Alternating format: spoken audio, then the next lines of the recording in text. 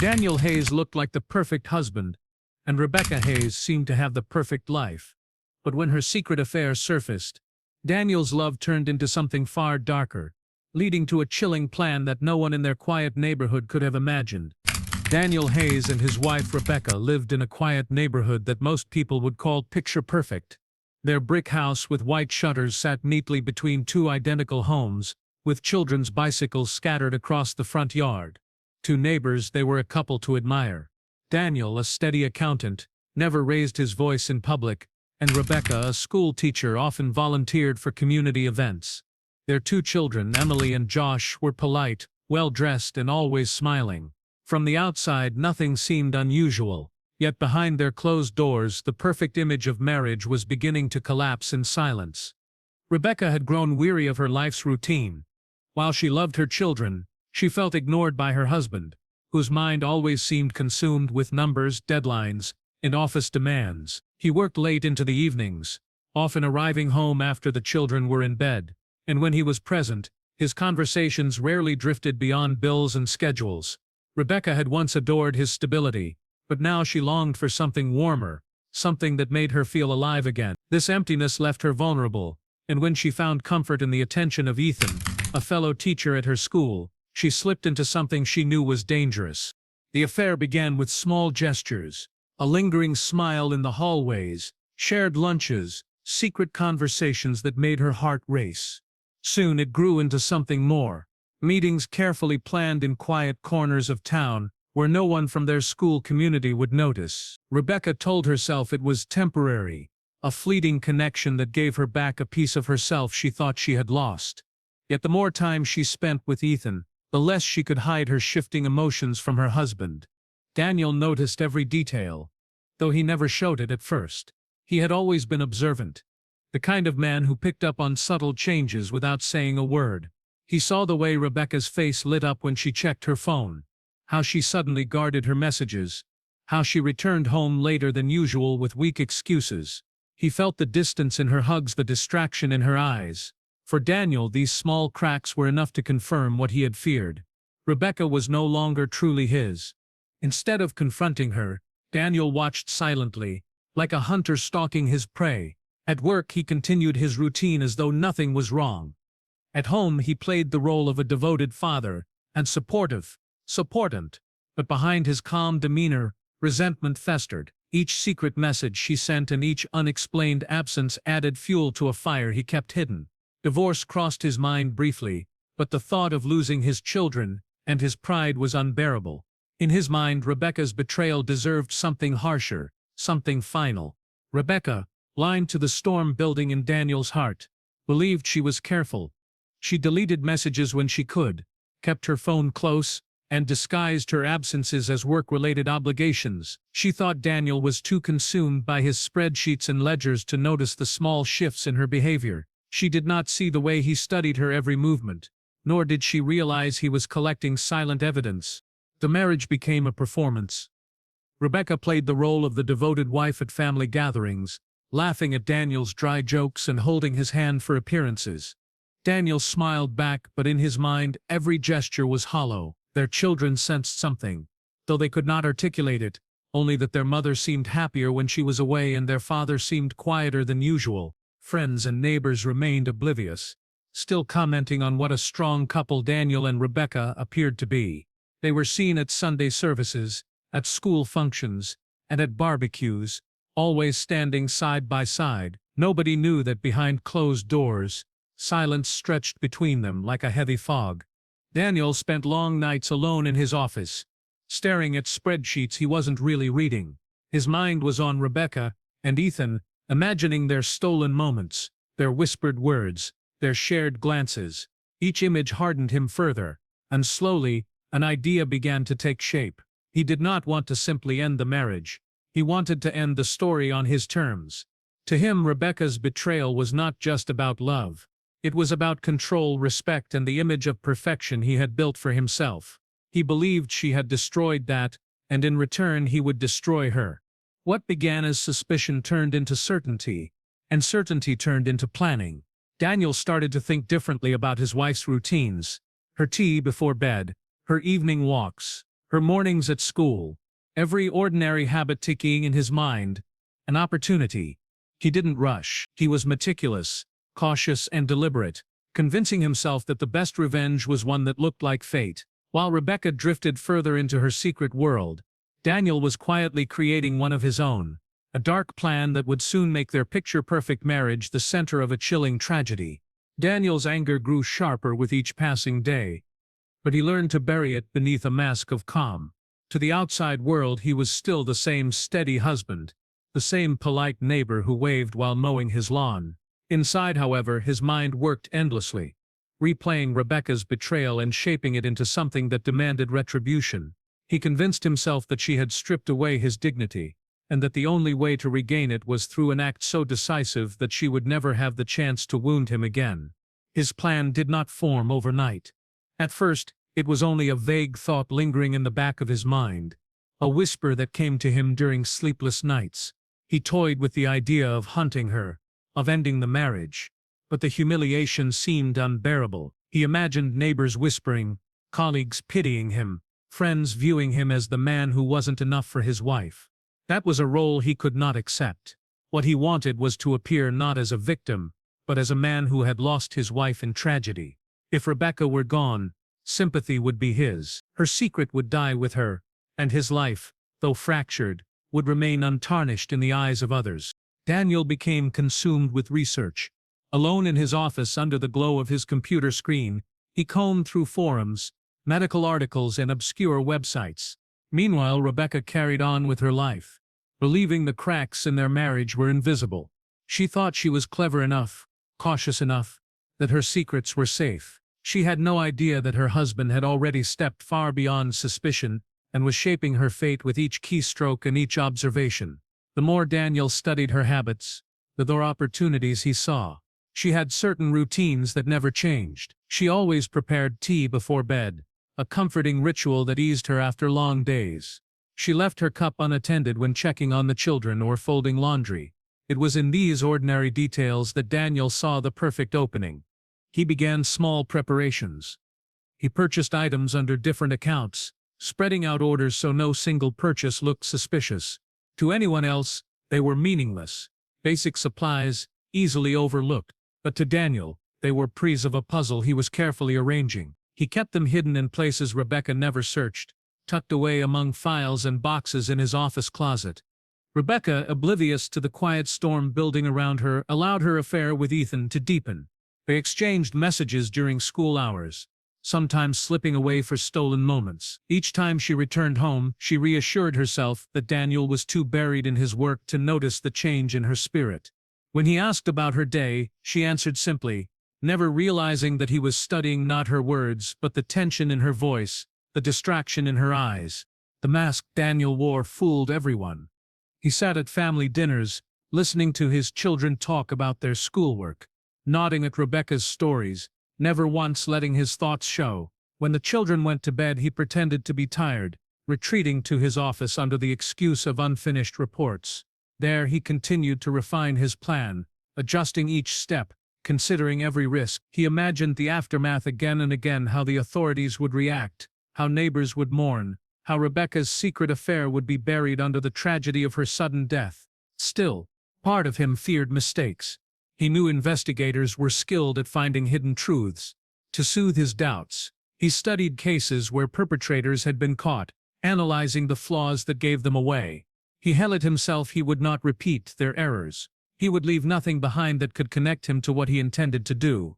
Rebecca's death, he decided, would look like fate, a cruel but natural twist that no one could question.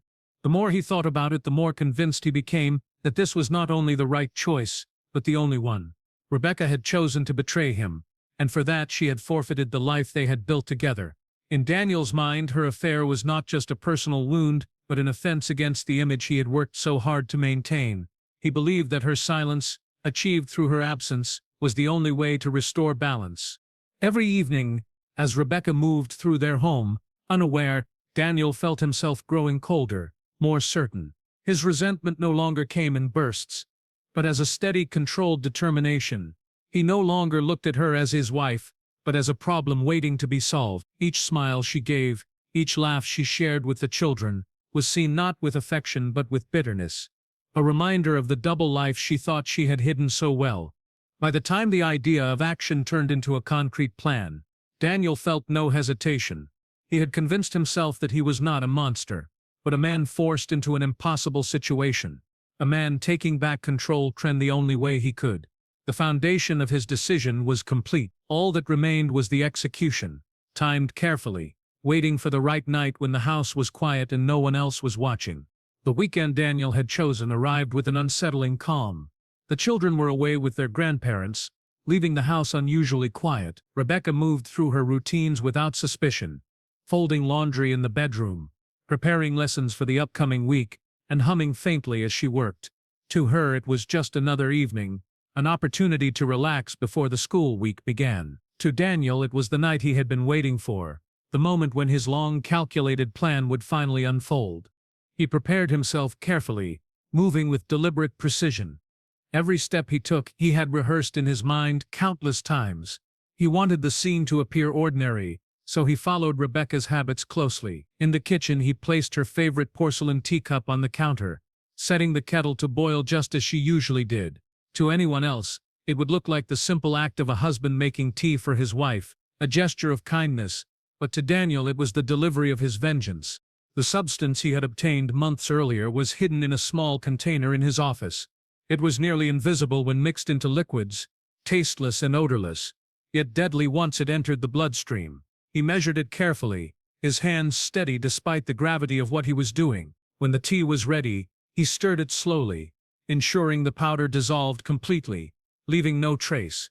He carried the cup into the living room, placing it on the coffee table where Rebecca often sat in the evenings with a book or her phone. Rebecca accepted the tea without suspicion.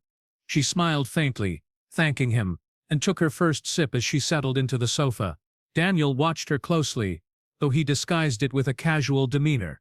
His heart pounded, but his face remained unreadable. He spoke little, retreating to his chair across the room, pretending to read the newspaper while every fiber of his being focused on her.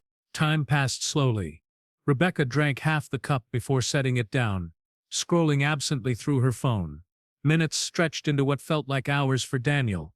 He wondered if the dose would work, if the research he had relied on had been accurate. His mind raced with conflicting thoughts. What if she noticed something? What if she survived? What if his plan unraveled before it began? He forced himself to remain calm, to appear nothing more than a husband sharing a quiet evening with his wife. It began subtly.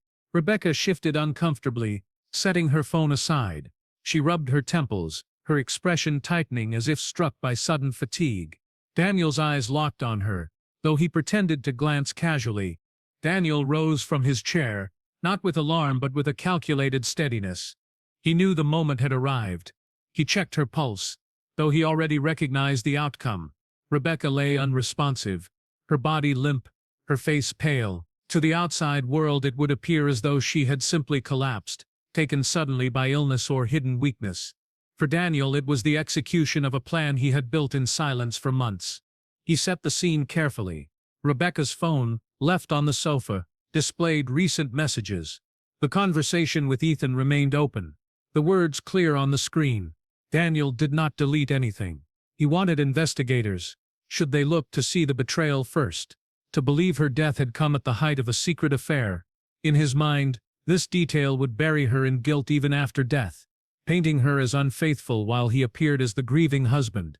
When he finally dialed 911, his voice carried the weight of rehearsed panic.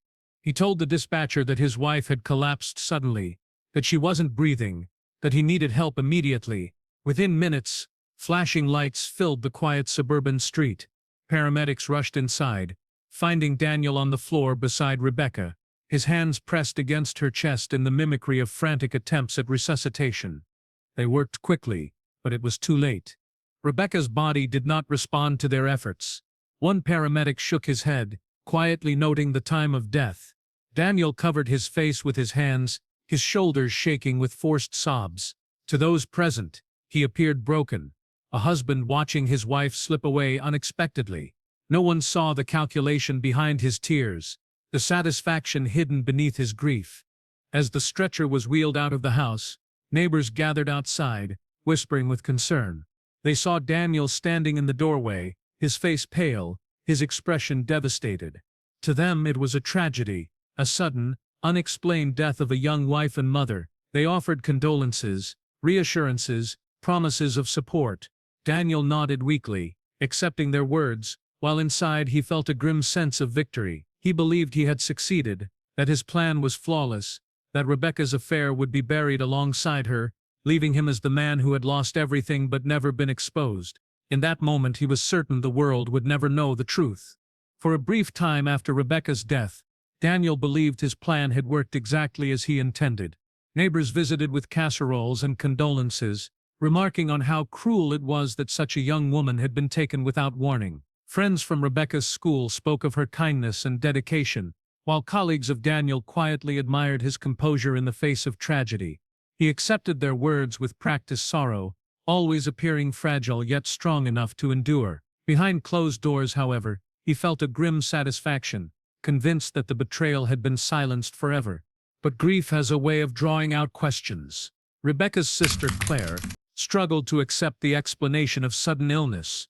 She had always known Rebecca's health was strong, her medical history free of the kinds of conditions that could strike so suddenly. At the funeral, while others wept, Claire's eyes narrowed on Daniel's polished grief, sensing something hollow in his expressions. Though she said little at first, a quiet resolve settled in her mind. She would not rest until she understood what had really happened. Claire requested that a full autopsy be performed, despite Daniel's resistance. He argued that Rebecca deserved peace, that cutting into her body would be disrespectful, but his protests only deepened Claire's suspicion. The medical examiner proceeded. While the initial results were inconclusive, further tests revealed chemical traces that did not belong in a healthy woman's body. The finding was subtle, but enough to raise red flags. Investigators were quietly alerted. Detectives began their work discreetly, approaching the case as a mystery that required patience. They interviewed Daniel, who played his part convincingly. He told them Rebecca had seemed tired that evening, that she had had a headache before collapsing. He spoke in detail about their routine, painting himself as a concerned husband blindsided by tragedy. Yet the detectives had seen similar performances before, and their instincts urged them to dig deeper. Attention soon turned to Rebecca's personal life.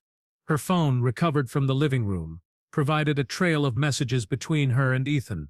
The affair was no longer hidden, and though painful for her family to learn, it offered investigators a motive for suspicion: a betrayed husband, a secret relationship, a sudden death. These threads formed a pattern too familiar to ignore.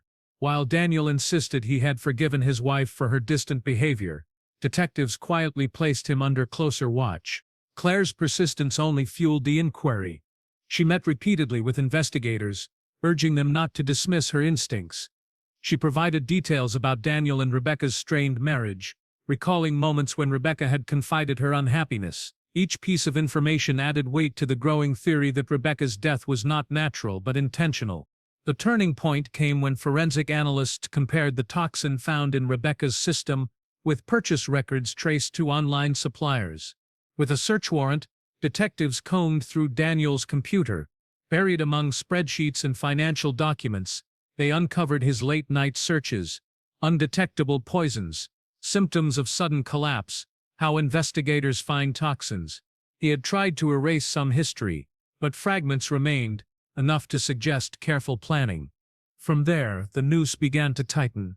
Financial records showed Daniel had made small, seemingly harmless purchases that matched the timeline investigators believed he obtained the substance. Packaging from one supplier, discarded carelessly in his office trash, contained residue that matched the toxin in Rebecca's bloodstream. The evidence, though circumstantial at first, grew stronger with each discovery. Daniel remained outwardly calm, continuing to present himself as the grieving husband. Yet those closest to him began to sense cracks.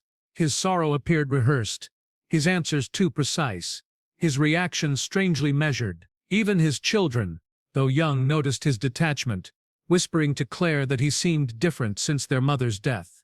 As weeks turned into months, investigators assembled their case carefully, determined not to move until it was airtight. They traced every step of Daniel's actions leading up to the night Rebecca died, reconstructing his plan piece by piece. To them it became clear that what looked like a sudden tragedy had, in fact, been a carefully orchestrated execution. When the evidence was finally strong enough, detectives moved in. Daniel was confronted with the findings, each detail laid out before him. The internet searches, the purchase records, the forensic results. For the first time his calm exterior began to fracture. His explanations faltered, his rehearsed grief slipping into defensive anger. The image of the perfect husband crumbled, revealing the cold calculation beneath. Claire's suspicions had been right all along. What Daniel had believed to be a flawless plan had unraveled because of her persistence, and because of the small mistakes he had made in his arrogance. He had thought no one would look beyond the surface, that grief would be enough to shield him. Instead, it had been the very performance of grief that first made others doubt him. Rebecca's death was no longer viewed as a tragedy of fate, but as the result of betrayal and cruelty. The investigation shifted from questions of how to questions of why, and soon Daniel's carefully hidden truth was dragged into the open for everyone to see. The trial that followed became the center of attention in the community. People who had once admired Daniel as a devoted husband now gathered in hushed conversations, struggling to reconcile the image they had known with the truth that was being revealed. The courtroom filled with reporters, curious neighbors, and Rebecca's grieving family, all eager to hear how a man who had seemed so steady and respectable could commit such a cold act. The atmosphere was tense, every eye fixed on Daniel as he sat at the defense table, his expression carefully blank, the mask he had worn for so long now cracking under the weight of evidence. Prosecutors laid out their case with precision. They presented Rebecca's autopsy report, detailing the toxin that had invaded her system, a poison not naturally occurring, and impossible to explain as accidental. They traced the purchases back to Daniel's accounts, showed the online searches he had made in the weeks before her death, and explained how the residue found in his office connected him directly to the crime. The affair with Ethan, painful as it was for Rebecca's family to hear, was presented as the motive, a betrayal that had sparked Daniel's need for control and revenge. The defense attempted to argue that the evidence was circumstantial, that the toxin could have come from another source, that Daniel's internet searches were harmless curiosity rather than preparation. But the weight of the evidence was undeniable. Each piece fitted neatly into a timeline that revealed a calculated plan, one carried out not in rage but in cold deliberation. The jury listened closely, their expressions hardening as the picture became clearer. Witnesses were called to the stand. Paramedics described the night of Rebecca's death, recalling Daniel's oddly calm demeanor even in the chaos. Forensic experts explained how the poison worked, how it could mimic medical collapse, and how its presence could not have been accidental. Claire testified about her sister's health, her suspicions and the way Daniel had resisted the autopsy. Her voice trembled with grief, but her determination was unshakable. She told the jury that she had known from the beginning that something was wrong, and that she would not have stopped until the truth was found. Daniel remained stoic through much of the trial, occasionally bowing his head as though in sorrow. But when the prosecution described his plan as cruel and calculated, flashes of anger broke through his mask. The man who had once been seen as quiet and dependable now looked cold and unrecognizable to those who had admired him. Even his own children, sitting with relatives, avoided his gaze, unable to understand how the father they loved could have done something so monstrous. The closing arguments sealed the narrative. Prosecutors painted Daniel as a man consumed by pride, unwilling to face humiliation, who had chosen murder over honesty. They spoke of Rebecca not as an unfaithful wife, but as a woman who had made mistakes and yet deserved life, love, and the chance to find her way. They reminded the jury that her children would grow up without their mother because Daniel had decided her life was expendable. The defense tried to sow doubt, but their words rang hollow against the mountain of evidence. When the jury delivered their verdict, the courtroom fell silent. Daniel Hayes was found guilty of first-degree murder. The judge, stern and unyielding, sentenced him to life in prison without the possibility of parole. Gasps and muffled sobs echoed through the room. Claire wept openly, clutching Rebecca's children close, finally feeling that justice had been served, even if nothing could heal the hole left in their lives. In the aftermath, Rebecca's story lived on as a cautionary tale. Her affair, though a painful truth, became overshadowed by the far greater betrayal committed by her husband. Friends and neighbors reflected on how little they had truly known about the couple who seemed so perfect from the outside. They learned how appearances could mask darkness, and how even the most ordinary homes could hide terrible secrets. Claire took on the role of protector for her niece and nephew, determined to give them the love and stability their mother would have wanted. She told them stories of Rebecca's laughter, her kindness, her dedication as a teacher and a mother, ensuring that their memories of her would not be defined by the way she died. The case left behind a chilling lesson, that evil does not always come from strangers lurking in the shadows. Sometimes it hides in the familiar, in the person you share a home with, in the partner you believe you know best. Daniel had believed he created the perfect plan, one that would erase his humiliation and leave him untouched. Instead, his pride exposed him, his mistakes uncovered, and his fate sealed. Rebecca's life ended too soon, but her story served as a reminder that truth, though sometimes delayed, cannot remain buried forever.